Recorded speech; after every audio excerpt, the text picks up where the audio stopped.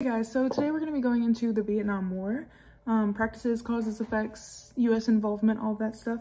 So let's just get started. The Vietnam War was a war that sparked up at the end of World War II, and it was between South Vietnam and North Vietnam, with South Vietnam being supported by the US and other allies, and North Vietnam being supported by the Soviet Union. The main reason for the entire war was differing ideologies with capitalism and communism. The reason that other countries like the US and the Soviet Union came into the war is because they wanted to decrease or increase the spread of communism. So let's bring up the thought bubble to get this thing started.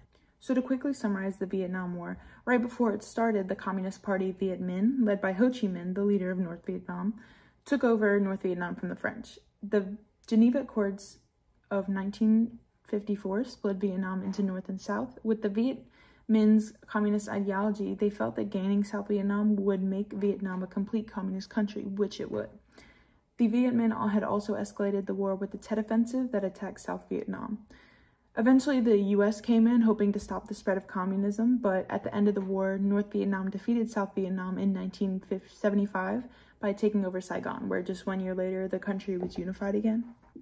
So what actually did cause the war? Well, some of the long-term causes were French and Japanese occupation, Vietnamese nationalism, and most importantly, the conflict between ideology in communism and capitalism. Some of the short-term causes of the war were the collapse of French Indochina and the rise of Ho Chi Minh. While France and Japan fought over Vietnam, which was taken as a French colony in 1877, the Viet Minh started. The Viet Minh were an independence movement created by Ho Chi Minh, a revolutionary leader inspired by Lenin's Bolshevik Revolution. Using guerrilla warfare, Ho Chi Minh and the Viet Minh were able to gain independence for North Vietnam. The second short-term cause was the 1954 Geneva Accords, which split Vietnam into North Vietnam, which was ruled by Ho Chi Minh and a communist party, and South Vietnam, which was ruled by Emperor Bao Dai.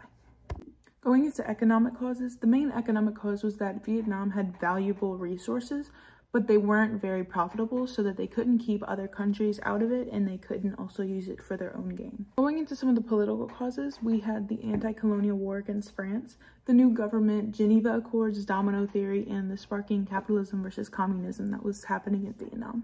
And for some background, the domino theory was a theory made by the US, talking about how each country that spread with communism, each of them would start tipping and falling, eventually making a whole line of dominoes or communist countries. Lastly, for the territorial causes, the Viet Minh was the main factor in this, and this was because they opposed anything that was the US, the southern government of Vietnam, and French Indochina. Going into practices of the war, the Vietnam War was a civil war fought with guerrilla warfare. At the beginning, they used techniques such as ambush, terrorism, and sabotage to weaken South Vietnam. Small units of fighters were used alongside the countryside to keep everyone in while the main government was on the inside. They also had small groups of people such as the Viet Cong, which is a group of people within the country who fought without being true soldiers.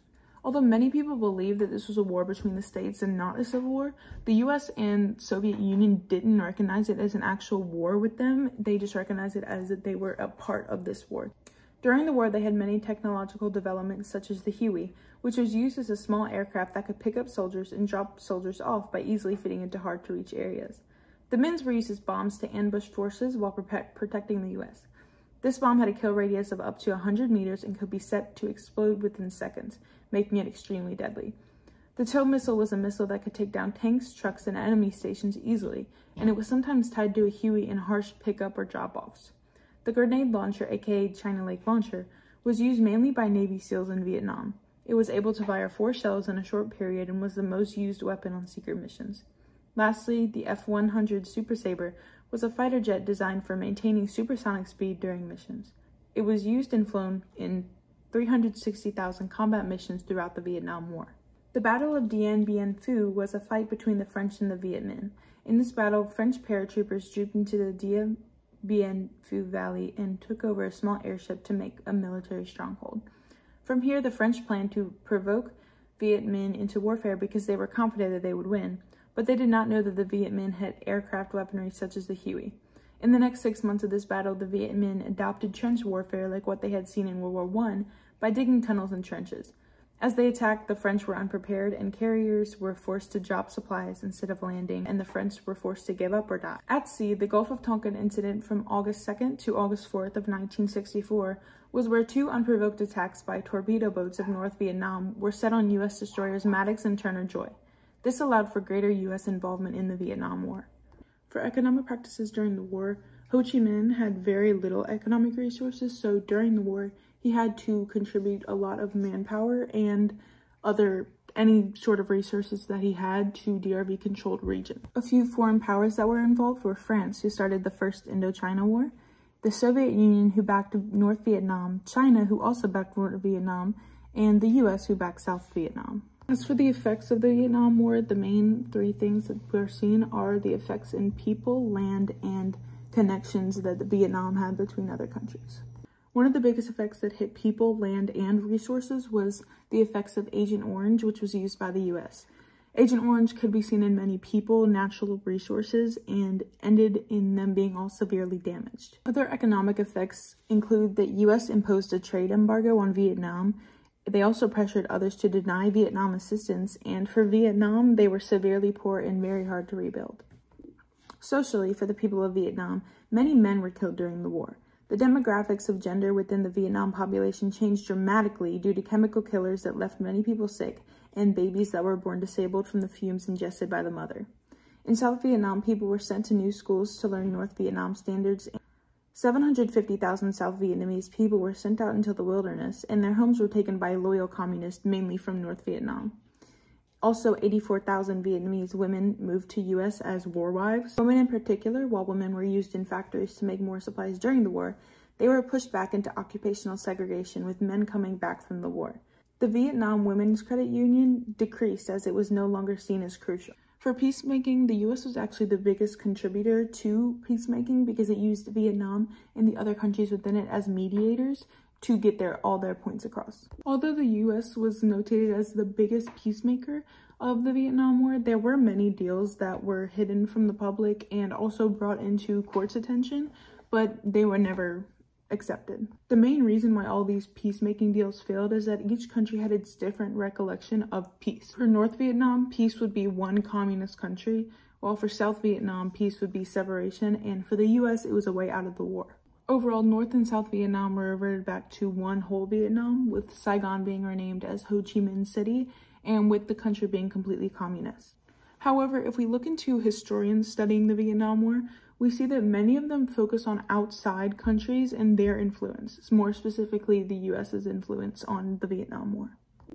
Two historians in specific, George W. Hopkins and Mark Moyer, have looked into other historians who dabble in Vietnam War and seen how they represent it.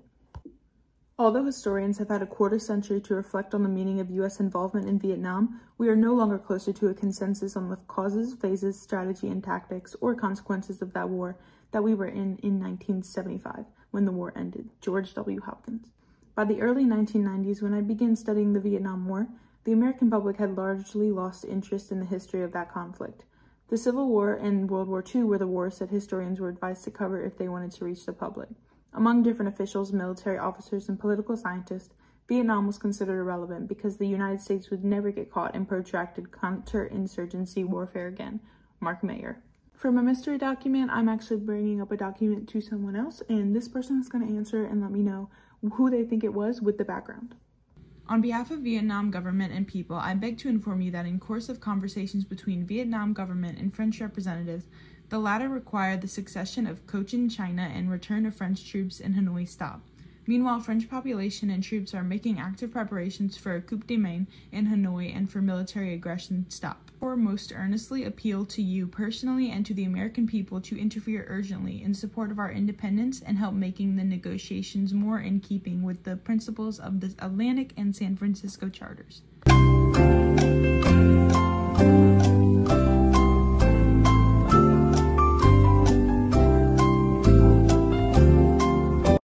Ho Chi Minh. Ho ho ho!